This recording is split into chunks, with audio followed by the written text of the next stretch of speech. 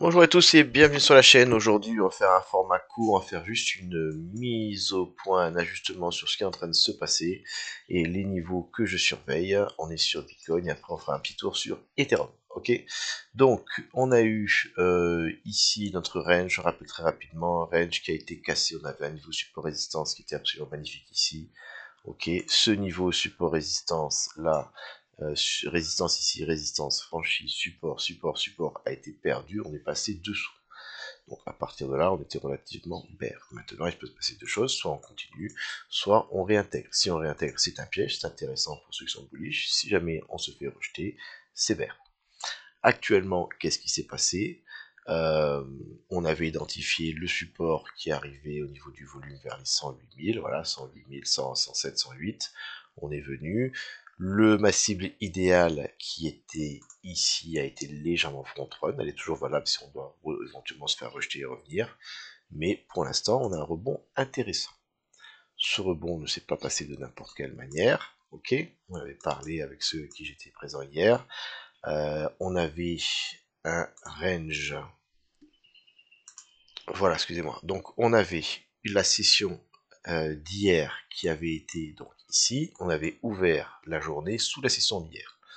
Donc là, généralement, on peut avoir soit une continuation, une réjection, mais si on réintègre notre session, on a généralement une rotation sur l'intégralité de la session. Voilà. Donc si jamais on ne faisait pas de continuation, on y a sur notre target qui était en dessous, ok, qui était là. À ce moment-là, on pourrait rentrer non pas notre longue ici, mais entrer notre longue de ma façon de voir sur la réintégration de la zone de volume. Chose que par exemple j'ai pu faire ici. Voilà. Donc, qu'est-ce qui se passe? Donc actuellement on a ça, et on a donc fait un petit rebond. Maintenant on va prendre du recul, et on va essayer de voir ensemble là où ce rebond peut nous emmener. On va passer en 4 heures. Ok, et on va rappeler les principes techniques. D'abord, quand on a, ici j'ai mon niveau support résistance, ok, ici j'avais le range du haut, et en dessous c'est le range du bas. Outre tout billet, aussi BXC et compagnie, quand on a un range, quand on a un niveau, quand on a une sortie, généralement on ne traite pas, parce qu'on ne sait pas si elle va déboucher sur une rotation complète ou sur une réintégration. Si on est sur une rotation complète, on atteindra le support suivant, ou alors éventuellement un retest en résistance. Si jamais j'ai une réintégration, là c'est intéressant, les réintégrations sont des très bons trades, parce que le volume qui est ici a été piégé, et lorsqu'on va commencer à passer au-dessus du niveau, ils vont devoir sortir, donc ils vont créer dans ce cas-là par exemple des ordres d'achat au marché. Ok, déviation, voilà, déviation, boom, déviation, grosse déviation, gros boom. Donc actuellement, ce qui est intéressant, c'est que si jamais on réintègre ce niveau, potentiellement, ce piège-là, puisqu'à pris du temps, peut nous emmener une hausse intéressante. Est-ce qu'on va parler? Non, pas pour l'instant. Moi, je vais juste essayer d'être simple et je vais identifier mes niveaux dans la hausse sur lesquels je veux être attentif à ce qui se passe. Je prends le volume sur notre range. Je rappelle que le volume, je le prends avec cet outil ici, voilà, qui est là. Faites pause s'il y a besoin. Et rapidement, je vais vous remontrer pour ceux qui veulent. Attention, il faut paramétriser comme il faut. Raté. Donc, on va venir ici. On va cliquer là. Et regardez bien. Inputs, vous voulez mettre 148 up, down, 70. Pas d'extension. Faites pause s'il y a besoin. Style, vous êtes ici. Ok, donc vous mettez la même chose. Il faut cliquer ces trois-là, il faut enlever cela.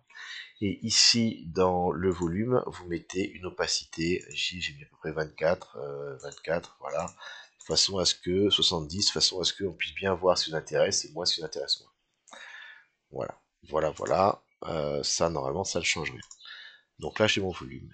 Ensuite, quand j'ai mon volume du range, je regarde ensuite le prix moyen depuis le top. Le prix moyen, c'est le VWAP. Pareil, également, si vous voulez pour le VWAP, je vais vous montrer mes petits paramètres qui sont là, raté. Ok, donc vous venez ici, il faut enlever tout ça, ça c'est très très moche. Et le style, je crois qu'il n'y a rien de particulier. Ok, donc le VWAP c'est le prix moyen. Quand on a un mouvement, le VWAP, tant qu'on est dessous, on est baissier. Regardez d'ailleurs, ici ça a été une résistance. Et si on a passé au-dessus, on peut redevenir haussier. Voilà, et inversement, quand il y a un bottom, si on est au-dessus du VWAP, on est haussier, et quand on passe en dessous, eh ben on devient baissier. Donc c'est assez simple, c'est pas un outil magique, mais c'est un outil qui permet de pouvoir anticiper les moments où le marché va réagir. Souvent sur les premières touches, c'est intéressant. Où est-ce qu'il est mon VWAP ici? Il arrive pile poil sur la borne basse. Donc qu'est-ce que je vois? Première chose, on peut se faire rejeter ici et venir sur ma target, pourquoi pas. Si jamais on franchit et qu'on tient en support, probabilité très forte de venir cette résistance, entrer la zone de volume plus le prix moyen, pourquoi pas pour une réjection, qui pourrait déboucher du coup sur retour sur ce niveau ou franchissement. À chaque fois, je vais faire mes trades niveau par niveau. Si on franchit ici le point of control, du coup la grosse zone de volume, et c'est la zone où généralement on va venir puis que ça va traîner, ok, on pourrait également se faire rejeter. Après, j'ai la borne haute, et si on arrive à franchir les 120 000, la TH deviendra extrêmement probable. Est-ce que je suis bullish pour l'instant? Non. Ce que je vois, c'est que là, potentiellement, j'ai un setup intéressant qui peut m'amener une hausse, une bonne continuation à suivre maintenant, niveau par niveau, ni plus ni moins. En termes de petits éléments supplémentaires, nous avons également, et ça c'est une donnée que le marché a, notre gap CME, faut pas oublier, ok, qui est énorme.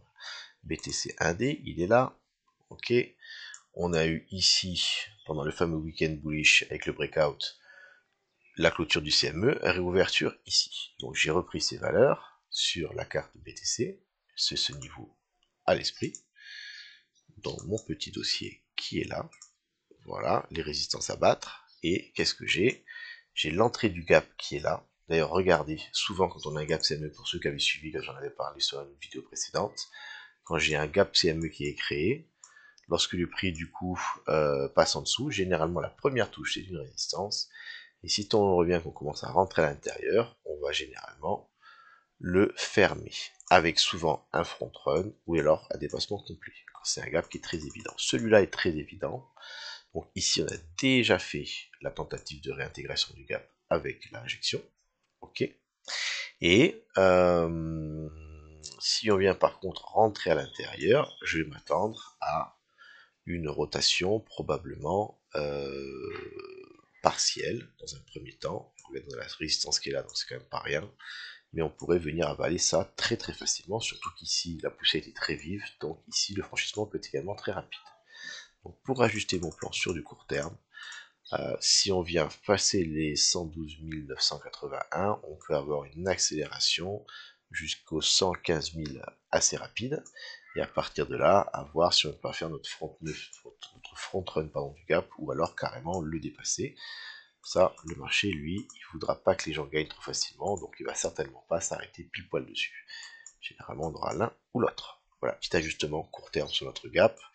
Pour l'instant, en tout cas, en termes de structure en 1 heure, on est toujours baissier.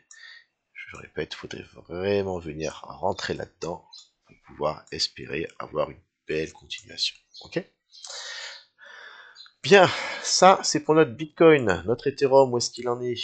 Ethereum, un petit peu pareil. On avait eu un setup ici, on a vu une poussée très très forte. Et ici, on était passé en ligne droite. Quand on passe en ligne droite, la ligne droite était passée de là jusque là. Ce niveau, première touche, un peu comme un gap CME, c'est une... on bloque, et ensuite, si on rentre dedans, on traverse. Qu'est-ce que s'est passé? On est resté au-dessus, on est eu touché, première fois, on a bloqué, deuxième fois, on a traversé pile sur la target. Personnellement, je voulais un peu plus bas sur Ethereum, je ne l'ai pas eu, donc bon, j'avais mon short que j'ai quand même clôturé par ici, et actuellement, on est repassé au-dessus de ce niveau, et on est en train de créer de la structure haussière. C'est intéressant, si vous combinez au fait que Bitcoin potentiellement est sur le point de faire une réintégration qui pourrait déboucher sur la continuation. Est-ce que Ethereum est bullish? Ça dépend de temps. Sur du long terme, on est toujours haussier. Plus haut, plus haut, plus haut, plus haut. Ici, pour l'instant, on a une compression et on n'a pas encore vraiment vaincu de niveau important. Donc, si je veux vraiment être un peu plus tranquille, ici, j'ai mon niveau support-résistance, support, support, franchi, résistance. Si on vient tenir ce niveau en support, il est très probable qu'on vienne faire un ATH. Et également, j'ai une clôture de CME qui m'attend ici. Je vous la remontre. Elle est sur ETH1 apostrophe. Où est-ce qu'il est mon CME? Voilà, faut que j'en parle pour qu'il n'existe plus. Il est là, c'est un petit gap, et regardez, il y avait la clôture ici, et il y a un petit gap ici qui a été ouvert. Petit gap, probablement qu'il n'y aura pas toute l'histoire de front run, résistance, etc. Ethereum aura très vraiment envie de venir clore ce petit gap. Et ça pourrait nous donner, à nous, une cible du coup, qui nous pousse vers aller chercher ce niveau là-haut tout haut. Voilà, donc actuellement là-dedans, est-ce que je trade? Personnellement non, je suis au milieu de nulle part, ça ne m'intéresse pas. Il fallait rentrer plus tôt, ou alors il faut rentrer plus tard.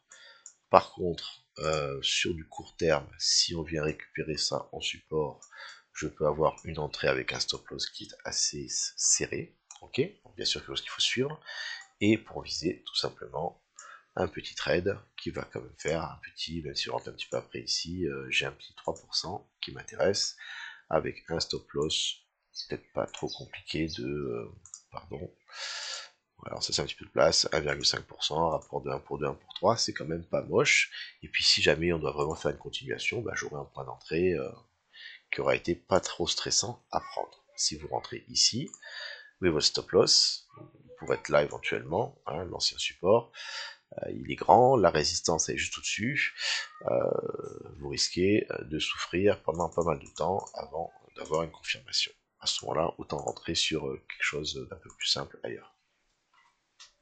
Voilà, Ethereum toujours plus bullish que Bitcoin actuellement, on le voit sur la carte Ethereum BTC, qui est contrôlé pour l'instant dans ce canal, grosse résistance au-dessus de nous, ok, on continue à avoir une structure haussière, on continue à récupérer des résistances en support, donc on peut imaginer que on va avoir une continuation de la surperformance d'Ethereum contre Bitcoin. Je pense qu'on aura une respiration ou un ralentissement de versement si on commence à perdre ce canal. Voilà, pour l'instant on n'y est pas, ça devrait arriver à un moment donné, mais ça fait quand même très très longtemps qu'il existe, et il est relativement bien respecté, donc pour l'instant il n'y a pas de raison que ce soit le cas, à voir ce qui va se produire quand on va toucher ça, si on y arrive. Voilà, j'espère que ça vous sera utile pour avoir vos petits niveaux. Vous voyez, on a parlé de notre Bitcoin et de notre petite résistance sur le support. Vous voyez que pour l'instant, on a eu une tentative avec une petite réjection. À voir comment ça évolue, mais certainement que ceux qui ont pris un trade ici, ils ont fait leur take profit sur ce niveau, qui est quand même très très fort. Et donc, à surveiller. Si jamais on réintègre sous ce niveau, par contre, pour moi, c'est la fin du trade. Voilà, je ne vais pas réintégrer ce range, éventuellement je peux accepter de venir faire ce genre de choses. Ça me va, ça me va pas. Bonne journée.